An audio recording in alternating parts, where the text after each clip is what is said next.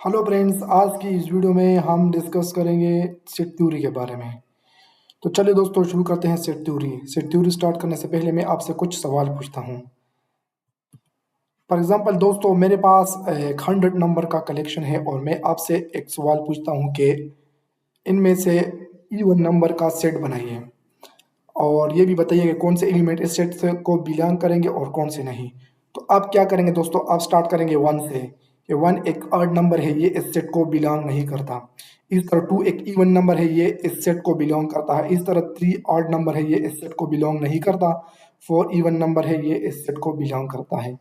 जब भी आप किसी एलिमेंट्स के बारे में आसानी से ये कह सके कि ये इस सेट को बिलोंग करता है, इस इवन नंबर सेट को, और एक पर्टिकुलर एलिमेंट जो है ना वो इस सेट को बिलोंग नहीं करता, तो इस सेट को हम कहते हैं वेल डिफाइंड सेट, जिसमें हम एलिमेंट के बारे में श्योर होते हैं कि ये एलिमेंट, और इस बात को हम कितनी आसानी से कह सकते हैं कि इसमें कोई कंफ्यूजन ना हो।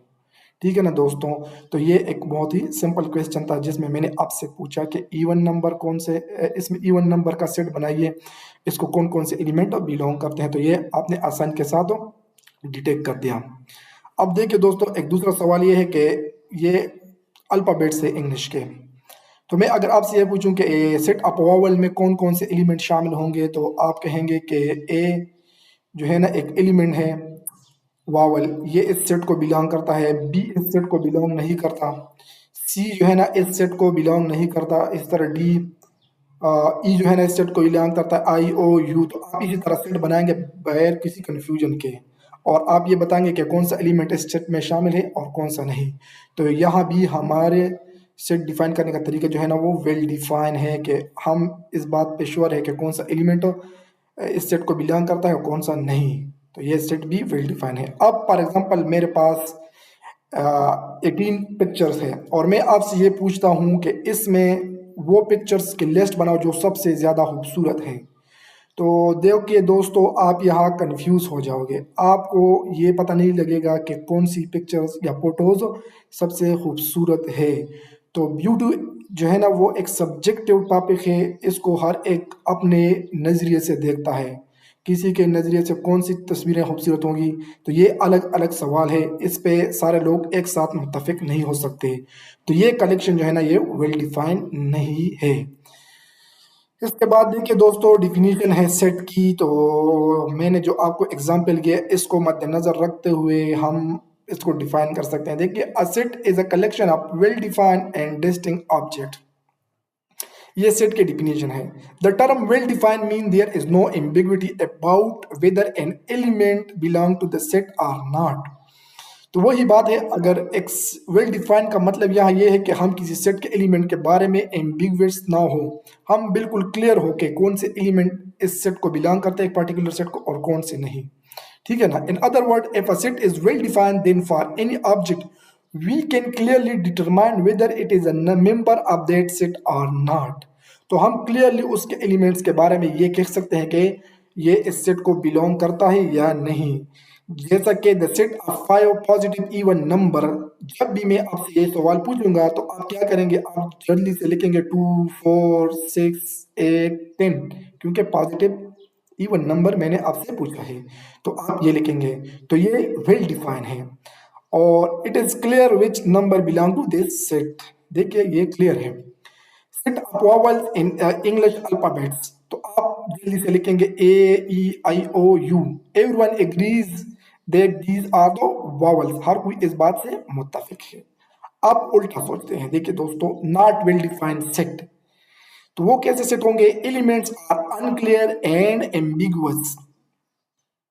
उसमें एलिमेंट जो है ना वो अनक्लियर होंगे और एम्बिग्विटी होगी, मुबहम होंगे, जिसमें शक होगा आपको, आप सोचने पे मजबूर हो जाएंगे ऐसा होता है या नहीं। जब इसी तरह सिचुएशन आए तो वो वेल डिफाइंड नहीं होगा। For example the set of beautiful flowers, तो कोई किस तरह फ्लावर लिखेगा, कोई किस तरह, क्योंकि ब्यूटीफुल जो है ना वो सब्जेक्टिव टॉपिक है, जैसा मैंने आपको बताया। As we understand that beauty is subjective, different people में हैव डिफरेंट ओपिनियन, हर किसी के अलग अलग ओपिनियन हो गए ब्यूटी के बारे में।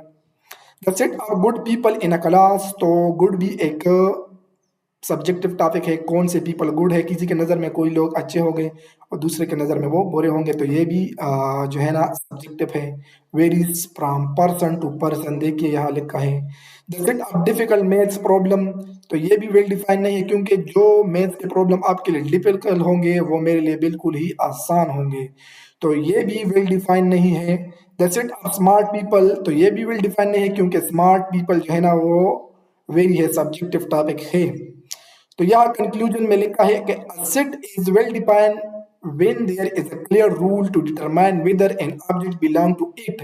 If the definition depends on person opinion or subjective judgment, then it is not well defined. तो वही बात है कि एलिमेंट्स क्लियर होना चाहिए, अगर उसमें कोई सब्जेक्टिव या पर्सनल ओपिनियन है तो फिर वो वेल डिफाइन नहीं है। ठीक है ना दोस्तों। इसके बाद some new example of set है। तो देखिए एग्जांपल है the set of alphabets that look the same upside and down side. तो ये भी बिल्कुल क्लियर है, आप वो वर्ड्स लेटर्स तलाश कर सकते हैं जो अप साइड और डाउन साइड सेम दिखते हो, जैसा कि एच है वो अप साइड से भी सेम है, डाउन साइड से भी सेम दिखता है, आई है, ओ है, एस, एक्स, जी, ये एलिमेंट्स है वो इस सेट को बिलोंग करते हैं। ये क्लियर है, इसके एलिमेंट्स बिल्कुल क्लियर है। The set of countries names whose name start and in with same letters, तो ये देखिए अल्बानिया, ये सेम लेटर से स्टार्ट होता है और सेम लेटर से एंड होता है। अर्जेंटीना, ये भी सेम लेटर से स्टार्ट होता है। ऑस्ट्रेलिया, सेम लेटर से स्टार्ट और एंड होता है। इस तरह आप और भी कंट्रीज के नाम सोच सकते हैं, क्योंकि ये सेट भी क्लियर है, क्योंकि इसके एलिमेंट्स वेल डिफाइन है और हम ये क्लियरली कह सकते हैं कि कौन सा एलिमेंट इसको बिलोंग करेगा और कौन सा नहीं करेगा। देखिए फॉर एग्जांपल पाकिस्तान जो है ना इस सेट को बिलोंग नहीं करता, क्योंकि वो पी से स्टार्ट होता है और एन पे एंड होता है।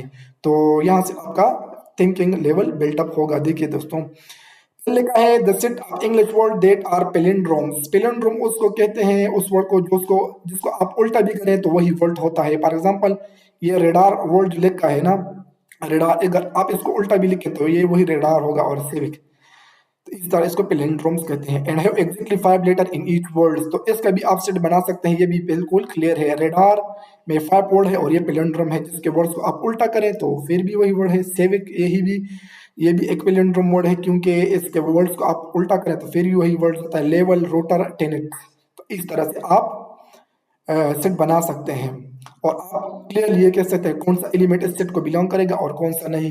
जैसे कि फॉर एग्जांपल एप्पल एक वर्ड है, वो इस सेट को बिलोंग नहीं करता, क्योंकि उसके वर्ड को हम उल्टा करें, पहले तो उसके 5 लेटर ने ज़्यादा है और फिर उसको लेटर्स को जब हम उल्टा करें तो वो इस सेट को बिलोंग नहीं करता। यह नोट लिखा है, बहुत ही इंपॉर्टेंट बात है। If something collection of object, जिस तरह पिक्चर का कलेक्शन था, नंबर का था, अल्फाबेट्स का था, is well defined then it can be represented as a set. जब कोई कलेक्शन वेल डिफाइंड है तो उसको हम सेट के तरीके से रिप्रेजेंट कर सकते हैं, उसको सेट रिप्रेजेंट कर सकते हैं।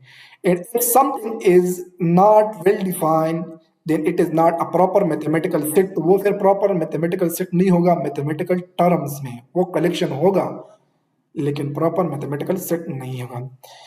फॉलो दीज 2 स्टेप्स, ये 2 स्टेप जो है ना आपको फॉलो करने हैं। क्या, पहले ये सवाल, इज इट वेल डिफाइंड, क्या ये वेल डिफाइंड है? वेल डिफाइंड का मतलब मैंने आपको समझाया, मैं बार बार नहीं बता सकता, आप वीडियो को रिकैप करेगा। दूसरा क्वेश्चन ये है आर द एलिमेंट्स डिस्टिंक्ट, क्या उसमें जो एलिमेंट है वो डिस्टिंक्ट है, वो डुप्लीकेट तो नहीं है। अच्छा, फिर यह लिखा है ask yourself if I give you a collection, give a collection of some object to 100 people, will they all list the same elements? अगर मैं एक कलेक्शन 100 बंदों को दे दूं तो क्या वो सारे एलिमेंट्स को, सेम एलिमेंट को लिस्ट करेंगे वो 100 पीपल या नहीं? If yes then it is a set, अगर ये बात ट्रू है तो वो सेट है। If no then it is not a set. ठीक है ना दोस्तों, इस तरह से आप का सेट के बारे में डिफिनीशन क्लियर होना चाहिए कि सेट, आपने तो डिफिनीशन पढ़ा होगा लेकिन उसको इस तरह क्लियरली किसी ने आपको समझाया नहीं होगा। तो मजीद वीडियो देखने के लिए मेरे साथ बने रहेगा। इसके बाद जो है ना एम्प्टी सेट की बात करते हैं। देखिए दोस्तों, the empty set is denoted by 5 or this brackets, curly brackets, आप इस तरह लिख सकते हैं। इज वेल डिफाइंड सेट, ये वेल डिफाइंड है, क्यों? आसानी के साथ कह सकते हैं कि इसको कोई एलिमेंट बिलोंग नहीं करता, बस ये वेल डिफाइंड है। तो इस वजह से एम्प्टी सेट जो है ना वो सेट की डिफिनेशन को सेटिस्फाई करता है। देखिए because it follows the definition of set there is no ambiguity its element because it contain no element, इसमें कोई एलिमेंट नहीं है तो एम्बिग्विटी कहां से आएगी। It is very clear for us to say that a particular element और object does not belong to it, ठीक है ना, ये भी हम कह सकते हैं इसमें कोई एलिमेंट नहीं है। और empty has no element there is no possibility to duplication, इसमें कोई एलिमेंट नहीं होता तो डुप्लीकेशन कहां से आएगा। और इसके एग्जांपल जो है ना वो है set a prime number between 90 and 96। This set is empty because यहाँ इस रेंज में कोई भी प्राइम नंबर नहीं है। 91 जो है ना वो प्राइम नहीं है, ठीक है ना, 92 भी प्राइम नहीं है, 93 भी प्राइम, 94 95 इस तरह ये प्राइम नंबर नहीं है prime. This answer is pi or this the student the set of student in a class who have 4 heads. एक क्लास में स्टूडेंट जिसके 4 हेड हों तो ये भी नामुमकिन है क्योंकि 4 हेड नहीं होते। This is an empty set because no such student exist that has 4 heads. तो कंक्लूजन में क्या कहता है, the empty set is always well defined because we can always determine nothing belong to it and nothing is always distinct, और nothing हमेशा distinct ही होता है। तो ये था एम्प्टी सेट के बारे में। इंशाल्लाह हम मजीद आगे और वीडियोस में सेट थ्योरी के टॉपिक इसी तरह क्लियरिटी के साथ डिस्कस करेंगे, तो हमारे साथ बने रहेगा।